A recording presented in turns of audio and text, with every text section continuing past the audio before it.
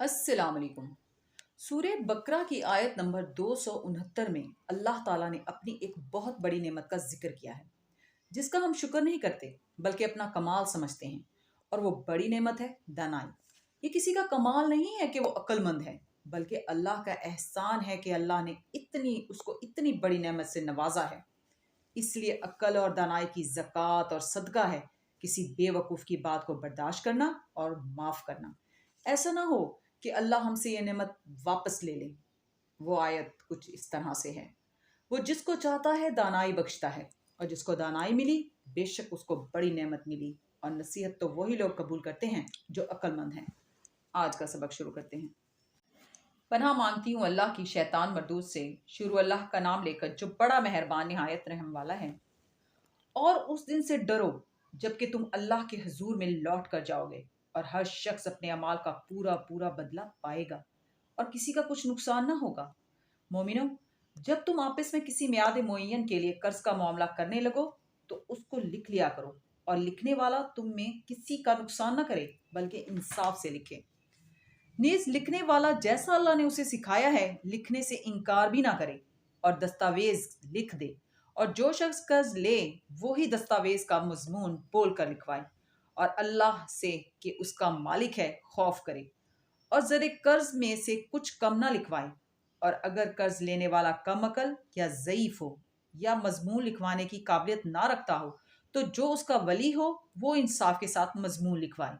और अपने में से दो मर्दों को ऐसे मामले की गवाह कर लिया करो। और अगर दो मर्द ना हो तो एक मर्द और दो औरतें जिनको तुम गवाह पसंद करो काफी हैं, कि अगर उनमें से एक भूल जाएगी तो दूसरी उसे याद दिला देगी। और जब गवाह गवाही के लिए तलब किए जाएं तो इनकार ना करें। और कर्ज थोड़ा हो या बहुत, उसकी दस्तावेज के लिखने लिखाने में सुस्ती ना करना। ये बात अल्लाह के नज़दीक निहायत करीने इंसाफ है और शहादत के लिए भी बहुत दुरुस्त है। इससे तुमको किसी तरह का शक व शुबा भी नहीं पड़ेगा। हाँ, अगर सौदा दस्त बदस्त हो जो तुम आपस में लेते देते हो, तो अगर ऐसे मामले में कि दस्तावेज ना लिखो तो तुम पर कुछ गुनाह नहीं।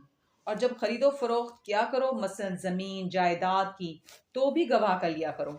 और कातिब दस्तावेज और गवाह मामला करने वालों का किसी तरह का नुकसान ना करें। और अगर तुम लोग ऐसा करो तो ये तुम्हारे लिए गुनाह की बात है। और अल्लाह से डरो और देखो कि वो तुमको कैसी मुफीद बातें सिखाता है, और अल्लाह हर चीज से वाकिफ है।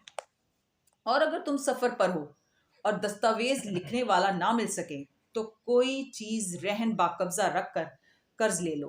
और अगर तुम में से कोई दूसरे को अमीन समझे यानी रहन के बगैर कर्ज दे दे तो अमानतदार को चाहिए कि साहिब अमानत की अमानत अदा कर दे, और अल्लाह से जो उसका परवरदिगार है डरे।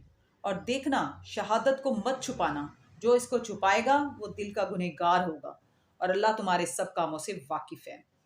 जो कुछ आसमानों में है और जो कुछ जमीन में है सब अल्लाह ही का है। तुम अपने दिलों की बात को जाहिर करोगे तो और छुपाओगे तो अल्लाह तुमसे उसका हिसाब लेगा। फिर वो जिसे चाहे मगफिरत करे और जिसे चाहे अजाब दे, और अल्लाह हर चीज पर कादिर है। रसूल अल्लाह सल्लल्लाहु अलैहि वसल्लम इस किताब पर जो उनके परवरदिगार की तरफ से उन पर नाजिल हुई ईमान रखते हैं। और मोमिन भी सब अल्लाह पर और उसके फरिश्तों पर और उसकी किताबों पर और उसके पैगंबरों पर ईमान रखते हैं, और कहते हैं कि हम उसके पैगंबरों से किसी में कुछ फ़र्क नहीं करते। और वो अल्लाह से अर्ज़ करते हैं कि हमने तेरा हुक्म सुना और कबूल किया। ए परवरदिगार, हम तेरी बख्शिश मांगते हैं और तेरी ही तरफ लौट कर जाना है। अल्लाह किसी शख्स को उसकी ताकत से ज़्यादा का जिम्मेदार नहीं बनाता। अच्छे काम करेगा तो उसको उनका फ़ायदा मिलेगा, बुरे करेगा तो उसे उनका नुकसान पहुंचेगा। ए परवरदिगार, अगर हमसे भूल या चूक हो गई हो तो हमसे मुआखज़ा न कीजिए। ए परवरदिगार, हम पर ऐसा बोझ ना डालियो जैसा तूने हमसे पहले लोगों पर डाला था। ए परवरदिगार, जितना बोझ उठाने की हम में ताकत नहीं उतना बोझ ना रखियो। और ए परवरदिगार, हमारे गुनाहों से दरगुजर कर और हमें बख्श दे और हम पर रहम फरमा। तू ही हमारा मददगार है, सो हमको काफिरों पर गालिब कर। सदाकल्लाहुल अज़ीम। कल इंशाल्लाह फिर मिलेंगे। अल्लाह हाफिज़।